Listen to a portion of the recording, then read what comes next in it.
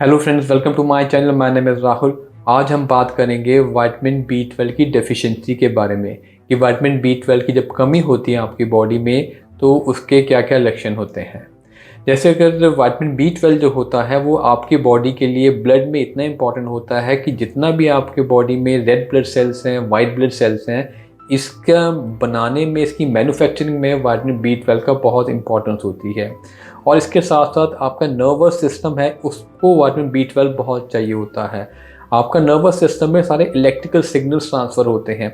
जैसे अगर आपको कोई हाथ में कोई पिंच करता है तो वो इलेक्ट्रिकल सिग्नल सीधा आपके ब्रेन तक जाता है। तो इस पूरे प्रोसेस में विटामिन B12 का बड़ी इंपॉर्टेंस है। अगर आपके बॉडी में विटामिन B12 कम होगा तो कोई नर्व पे जैसे कोई पेन करता है तो वो नर्व से वो सिग्नल काफ़ी स्लो हो जाएगा या फिर नहीं जाएगा, आपको पेन फील नहीं होगा। तो इसका मतलब है आपकी बॉडी में विटामिन B12 की कमी है।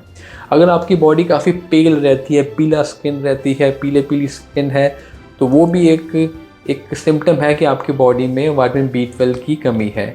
या आपको अनीमिया है, आपके ब्लड में खून कम है, अगर हेमोग्लोबिन कम है तो भी वो क्लियर हो जाता है आपकी बॉडी में B12 की कमी है।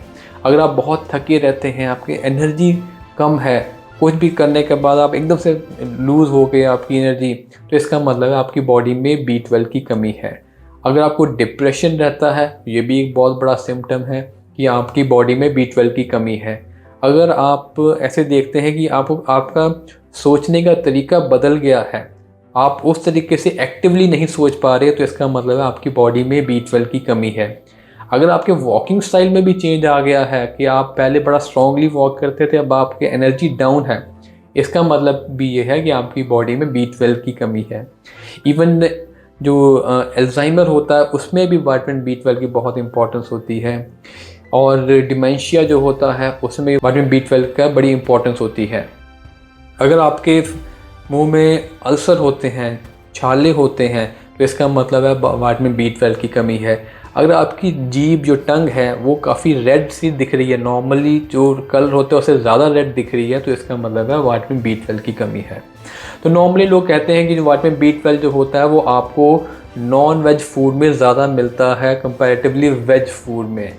ये बात उनकी बिल्कुल सही है, लेकिन उससे इम्पॉर्टेंट चीज़ ये है कि कई बार लोग जो नॉन वेज खाते हैं उनको भी विटामिन B12 की कमी हो जाती है।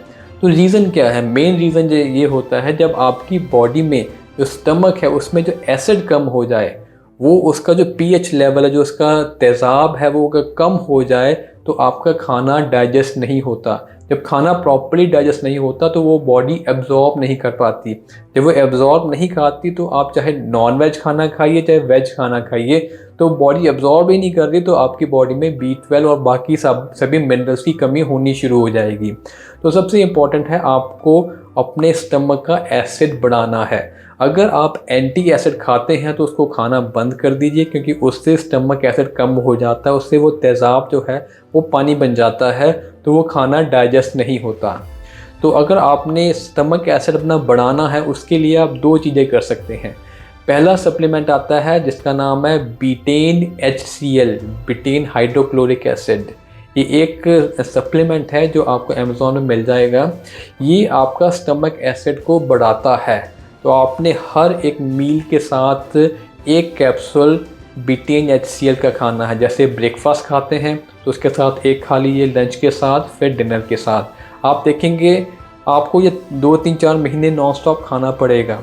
आप देखेंगे आपका स्टमक एसिड जैसे जैसे बढ़ना शुरू होगा, अपने आप आपका विटामिन B12 का लेवल और एनर्जी लेवल आपका बढ़ना शुरू हो जाएगा। इसके साथ आप ले सकते हैं विनेगर, एप्पल साइडर विनेगर जो होता है, वो लिक्विड जो आता है वो ना लेकर आप टैबलेट फॉर्म में या कैप्सूल फॉर्म में भी आता है विनेगर।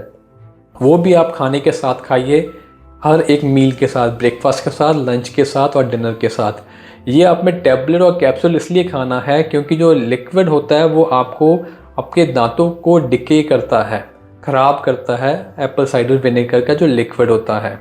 इसलिए आप उसका कैप्सूल लीजिए या आप टैबलेट लीजिए। तो ये दो चीज़ें लेनी है आपने, बीटेन HCl और दूसरा आपका एप्पल साइडर विनेगर।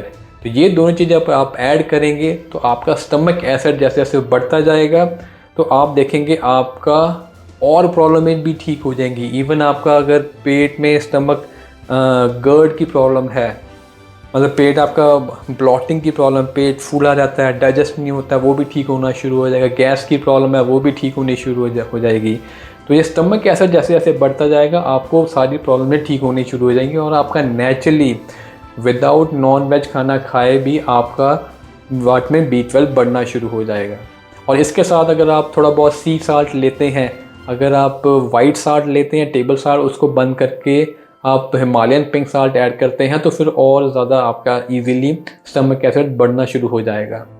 तो आपको मेरा आज का टॉपिक कैसा लगा? आप इसको लाइक करिए, शेयर करिए और सब्सक्राइब करिए। Thank you.